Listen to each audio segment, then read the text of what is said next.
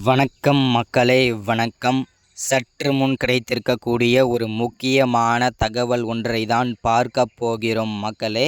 சற்று முன் அமைச்சர் உதயநிதியை வீடு புகுந்து தூக்கிய அமலாக்கத்துறை.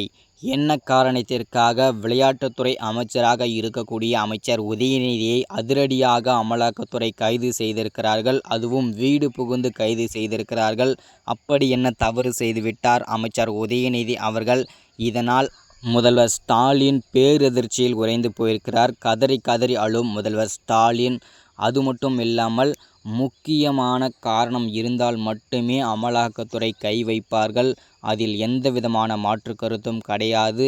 இதில் ஒரு முக்கிய காரணம் இருக்கிறது. தொடர்ச்சியாக வீடியோ பாருங்கள். அந்த முக்கிய காரணம் என்ன ஆவணங்கள் சிக்கியிருக்கிறது, என்ன காரணத்திற்காக அதிரடியாக கைது செய்திருக்கிறார்கள் நள்ளிரவில் அப்படின்றத பற்றியும் இந்த ஒரு காணொலியில் நம்ம தெளிவாக பார்க்க போகிறோம் மக்களே.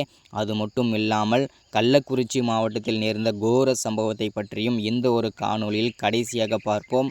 அதற்கு முன்பு நமது அரசியல் நியூஸ் சேனலுக்கு நீங்கள் புதிய பார்வையாளராக இருந்தீர்கள் என்றால் மறக்காமல் நமது அரசியல் நியூஸ் சேனலை சப்ஸ்கிரைப் பண்ணி வச்சுக்கோங்க. தொடர்ந்து வீடியோ போட்டோம்னா உங்களுக்கு நோட்டிஃபிகேஷன் வரும். மறக்காமல் பெல் ஆப்ஷனை கிளிக் பண்ணி ஆல் ஆப்ஷனில் போட்டு வச்சுக்கோங்க. ஸோ மறக்காமல் லைக் பண்ணுங்கள், ஷேர் பண்ணுங்கள். வாங்க வீடியோக்குள்ளே போகலாம். சற்று முன்பு கிடைத்திருக்கக்கூடிய ஒரு முக்கியமான பரபரப்பான சோகமான தகவல் என்ன அப்படின்னு கேட்டிங்கனாக்கா, திமுகவின் முக்கியமான பொறுப்பில் இருக்கக்கூடியவர் தான் அமைச்சர் உதயநிதி அவர்கள். இவர் விளையாட்டுத்துறை அமைச்சராகவும் பொறுப்பேற்று கொண்டிருக்கிறார். இவர் தற்போது சற்று முன்பு அமலாக்கத்துறையினால் கைது செய்யப்பட்டு புழல் சிறையில் அடைக்கப் போவதாகவும் தகவல் வெளியாகி கொண்டிருக்கிறது மக்களே. அதை நாம் கேள்விப்பட்டோம். என்ன காரணத்திற்காக அப்படின்னா, 30,000 கோடி ஊழலில் வசமாக சிக்கிவிட்டார் அமைச்சர் உதயநிதி அவர்கள். இதற்கு முன்பு ஒரு 2-3 மாதங்களுக்கு முன்பு சனாதன வழக்கில் அவதூறாக பேசிய குற்றத்திற்காக அவதூறு வழக்கு போட்டு மீண்டும் அந்த வழக்கு நடந்து கொண்டு தான் இருக்கிறது.